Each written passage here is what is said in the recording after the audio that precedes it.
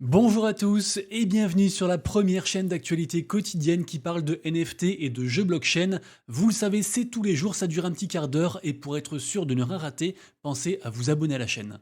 Vous le savez, actuellement, tout le monde est focus sur les mêmes coins. C'est vraiment la folie, c'est du grand n'importe quoi. D'ailleurs, gare à la casse. Et donc, vu que c'est plus calme côté NFT, j'en profite aujourd'hui pour vous parler d'un écosystème dont justement quasiment personne ne parle. Cet écosystème, c'est la blockchain Monad. Il y a beaucoup de choses à dire dessus, notamment bien sûr côté NFT, donc on en parle juste après. Mais avant toute chose, bien sûr, on remercie chaleureusement le partenaire de la vidéo du jour. Le partenaire, c'est Crypto News. Vous le savez, c'est un site d'information gratuit et dispo en français, donc de l'actu quotidienne autour des cryptos et des NFT, mais pas que. Il y a aussi des guides, des comparatifs, des vidéos qui regroupent en fait tous les plus gros créateurs de contenu français qu'on connaît, Asher, Cryptomatrix, etc. Bref, c'est un peu une sorte de tout en un, donc n'hésitez pas à faire un tour dessus, vous aurez le lien en description, et merci beaucoup à Crypto News.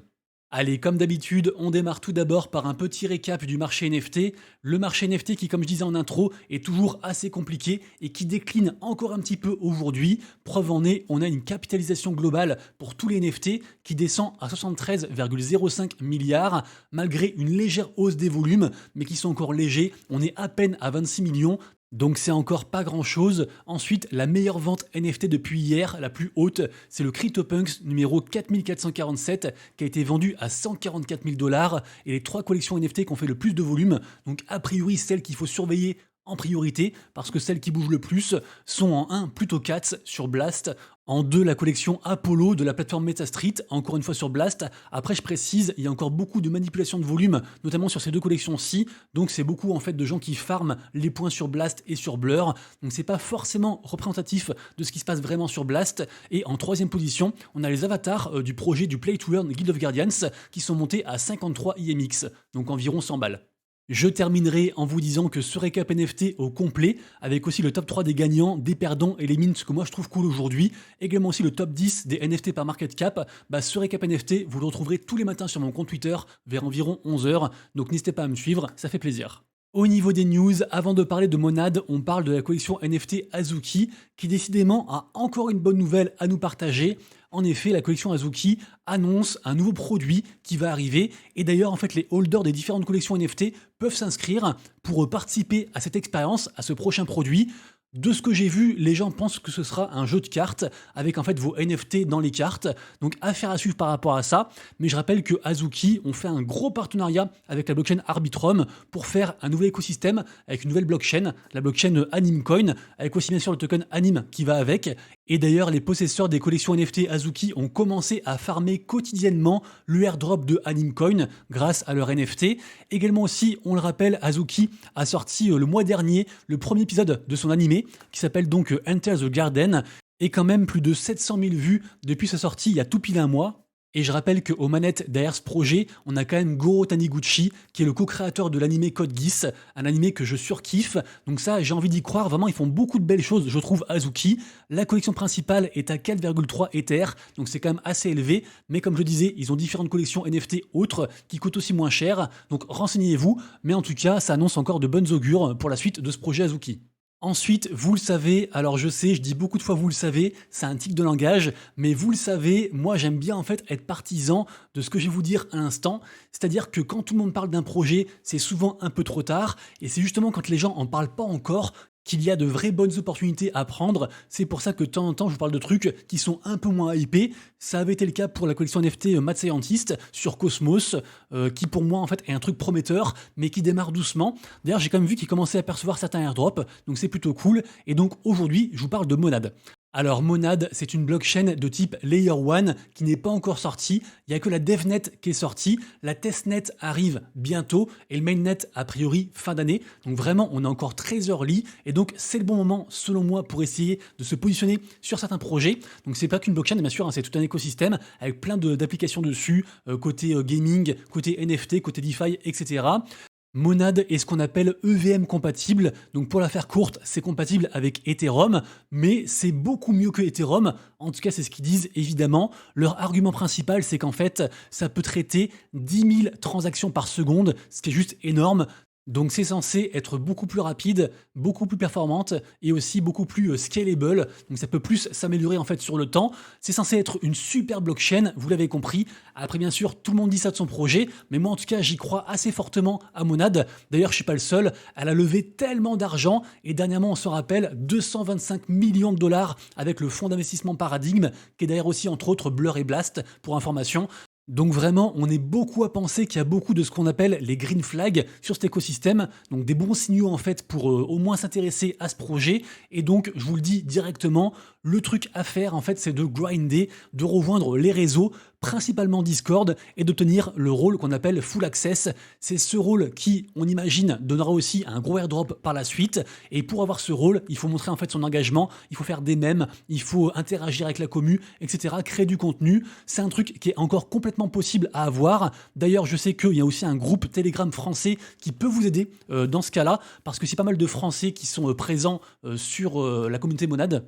D'ailleurs, ce groupe Telegram French Nads a aussi fait un site très complet avec tout ce qu'il y a à savoir sur Monad. Vraiment, c'est une pépite, je trouve. Et on remarque directement qu'il y a aussi pas mal de petites bestioles. Et en fait, ces bestioles font partie intégrante de l'écosystème Monad. Et c'est un petit peu aussi l'ADN de cette blockchain. C'est quand même vachement axé communautaire. Ça fait beaucoup penser au même. Et c'est pour moi encore un argument de plus en faveur de cet écosystème. Et d'ailleurs, qui dit nouvelle blockchain dit aussi une quantité folle de nouveaux projets qui vont arriver sur cet écosystème, dont bien sûr aussi des collections NFT.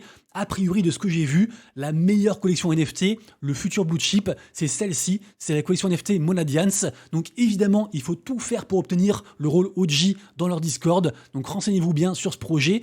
Pour ceux qui sont intéressés par l'écosystème Monad, comme d'hab, vous pouvez commencer à faire un nouveau Twitter en suivant que les personnes qui parlent intelligemment de Monad, comme par exemple ce mec, donc Capas, qui fait tous les jours un petit thread en fait sur les news principales de l'écosystème, donc très intéressant. Et d'ailleurs, ça rejoint une vidéo que j'ai faite la semaine dernière qui s'appelle Bon plan et info. Vous le savez, je ne peux pas parler de tout. Il se passe trop de choses dans cet écosystème. Et donc, dans cette vidéo, je vous ai fait un petit peu une liste de comment trouver les bonnes infos, quel site aller voir, quel influenceur suivre, etc. Donc, n'hésitez pas à aller voir cette vidéo, ça peut vraiment vous aider. Et pour terminer les infos générales, on fera un petit lien justement entre Monad et une collection NFT qu'on connaît bien sur cette chaîne, la collection Sappy Seals, que j'aime beaucoup. Sappy Seals, c'est une collection NFT OG de l'écosystème sur Ethereum, donc des Otaries. Franchement, ils sont très très forts, surtout dans le côté communautaire, dans le côté mème. Donc de ce point de vue, leur arrivée sur Monad est juste une logique. Sappy Seals s'associe à un projet gaming qui s'appelle Play Humber, dont j'ai parlé il y a environ 2 mois, qui ont fait des NFT, qui sont ici. Ils sont actuellement à 0,2 ETH. Sappy Seals, la collection principale, ils ont 2 collections, les PET et les Sappy Seals. La collecte principale est remontée un petit peu suite à la news à 0,45 parce que beaucoup de gens pensent qu'en étant holder de Sappy Seals, non seulement on pourra participer à donc cette expérience gaming avec le projet Play Humber sur la testnet de Monad, mais aussi on pourrait bénéficier de airdrops de la part de l'écosystème Monad en tant que builder en fait de l'écosystème. Donc clairement, mon avis, c'est que ceux qui veulent se positionner sur Monad, la collection Sappy Seals est juste une belle opportunité. Alors, est-ce qu'il faut rentrer maintenant ou plus tard? Je ne sais pas, mais historiquement, on est quand même sur des prix assez bas par rapport à cette collection-ci, qui était encore à plus de 1 ETH il y a environ 2 mois. Toutes les infos dont j'ai parlé en description, et après, à vous bien sûr de faire vos recherches. Je continue ensuite avec le responsable de l'explosion des transactions sur la blockchain Aptos. Aptos, ça fait un moment qu'on n'en parlait plus. Pourtant, ils ont des NFT, ils ont des jeux, ils ont pas mal de choses. Et en fait, on a un projet qui est une sorte de copier-coller par rapport au jeu Notcoin qui se passait sur Telegram, où les gens en fait tapotent leur téléphone, gagnent des coins. Et on rappelle que le Notcoin a été listé il n'y a pas si longtemps que ça. C'est un truc assez impressionnant. Ce projet s'appelle Tapos et c'est un tickle to earn. Donc en fait, les gens, ils tapotent leur écran pour caresser un petit chat. Et au fur et à mesure qu'ils font ça, ils gagnent du token Earth. Et apparemment, ce truc-là a fait exploser la blockchain. Alors moi, j'ai pas du tout suivi. Je vous mettrai bien sûr le lien de l'article en description juste en dessous, mais ça reste intéressant. Et comme quoi, il y a des projets comme ça qui peuvent exploser, venus d'on ne sait où, sur n'importe quel écosystème. Et donc, il faut surveiller un petit peu tout. Et donc aussi suivre ma chaîne, comme ça vous êtes au courant de ce qui se passe, évidemment. Autre info très intéressante, hier, Snoop Dogg a fait un live Twitch. Je savais même pas qu'il avait une chaîne Twitch. Je suis allé voir, il a quasiment juste 500 abonnés. Donc je suis pas sûr que le live ait bien marché. Il n'est pas dispo en replay, donc je ne peux pas vous le garantir. Mais en tout cas, Snoop Dogg a streamé le jeu Last Expedition, qui est donc un FPS de la filiale, enfin du groupe Gala Games. Gala Games, on en parle régulièrement. Ils ont eu beaucoup de soucis dernièrement avec un immense hack. Hack qui, on se rappelle, est finalement rentré dans l'ordre. Tout ça pour dire que Gala Games a encore beaucoup de ressources. Quand on peut engager Snoop Dogg pour faire un live Twitch sur un de ses jeux, c'est qu'a priori, on a quand même pas mal d'argent. Et je vous rappelle bien sûr que Snoop Dogg est très actif sur le Web3, sur la blockchain, les NFT, etc.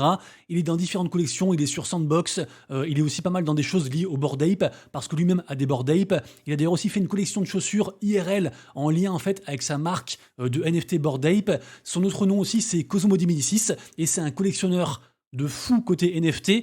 Donc voilà, c'est pas comme si c'était la toute première fois où il était dans un projet Web3, mais ça reste une super nouvelle pour Gala Games. Ensuite, j'en ai parlé hier, ça y est, l'open beta en testnet du projet Overworld de Illuvium est bien sorti hier soir. N'importe qui peut y jouer, c'est disponible sur l'Epic Games Store et il y a toujours 2 millions de dollars à gagner en token Illuvium. Pour ce faire, il faut jouer au jeu, on gagne des points en jouant au jeu, il faut aussi capturer des sortes de Pokémon, ça nous fait aussi gagner des points, et à la fin donc un gros airdrop, n'hésitez pas du coup à participer. Et pour ceux qui sont intéressés par le développement de Illuvium, allez lire ce thread de la part de Kieran, qui est un des cofondateurs de Illuvium, qui revient un petit peu sur tout ce qui se passe sur Illuvium, le FUD éventuel, leurs décisions, le retard de certaines features, de certaines sorties des jeux, parce que je vous rappelle qu'il y a 3 jeux dans Illuvium, un jeu un peu économique sur téléphone, le jeu Overworld et le mode combat, qui est un peu une sorte d'auto-chess. Bref, thread super intéressant, et pour ma part, je crois beaucoup à Illuvium. Ensuite, on parle du projet Fantasy Top sur Blast. Fantasy Top, rappelez-vous, c'est une sorte de Fantasy League, c'est un peu comme un Sorare, mais version influenceur Web3. Le projet a explosé, vraiment, c'était une grosse dinguerie, j'en ai beaucoup parlé, et donc ce projet, apparemment, là, est en train de péricliter. En tout cas, c'est ce qu'on apprend par rapport aux chiffres, puisqu'il semblerait que le volume daily est tombé de 90%, donc d'environ 2000 ETH par jour, il n'y a pas si longtemps que ça, au pic du projet, à environ 170 aujourd'hui. Donc est-ce que c'est la fin de Fantasy Top? Est-ce que c'est une bonne opportunité pour rentrer dedans? Je ne sais pas. Je rappelle qu'il y aura un gros airdrop avec la sortie du token de Blast pour environ le 26 juin, de mémoire, un truc comme ça, et que Fantasy Top est une des applications favorites de tous l'écosystème Blast, et donc en fait en farmant, en jouant à Fantasy Top, on peut gagner des points et des gold points. Donc 2 choses qui permettent de farmer ce fameux airdrop de Blast. Je pense qu'il ne faut pas sous-estimer Fantasy Top, que l'application est géniale, enfin le concept est vraiment génial. Il y a encore beaucoup de travail, mais je trouve vraiment ça top. Et je rappelle qu'il y a des tournois régulièrement. Par contre, c'est payant, il n'y a pas encore de mode gratuit pour ceux que ça intéresse. Et puisqu'on parlait de airdrop, ça y est, aujourd'hui est sorti le token Param, qui est donc un token d'un gros écosystème gaming. Ce projet, on l'a farmé ensemble entièrement gratuitement. Alors pour ma part, avec des likes RT, ce genre de choses, j'ai eu 31 599 points, et ces points du coup m'ont offert 40 tokens.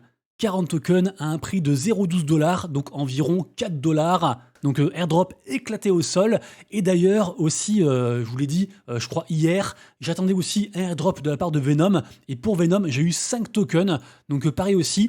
Je pense que si je cumule le airdrop de Venom plus le airdrop de Param, je peux même pas m'acheter un kebab en entier. Donc c'est pour dire, des fois les airdrops, c'est incroyable, on gagne plein d'argent assez facilement, entre guillemets, et gratuitement, et des fois on passe du temps et c'est éclaté, c'est incertain, c'est le principe du airdrop. En tout cas, j'espère que les prochains seront meilleurs, et vous me direz, ce sera pas dur. Les amis, du coup, c'est tout pour moi. J'espère que vous avez apprécié la vidéo du jour et que je vous ai apporté un petit peu de valeur dans ce monde fou du Web3. Si c'est le cas, bien sûr, pensez à vous abonner à la chaîne. On est presque 11 000. Également aussi à liker la vidéo, ça aide énormément. Merci à tous. On se retrouve dès demain pour une prochaine vidéo. Et d'ici là, bien sûr, prenez soin de vous, de vos proches et de vos wallets. C'était Monsieur Rabbit. Des bisous. Ciao.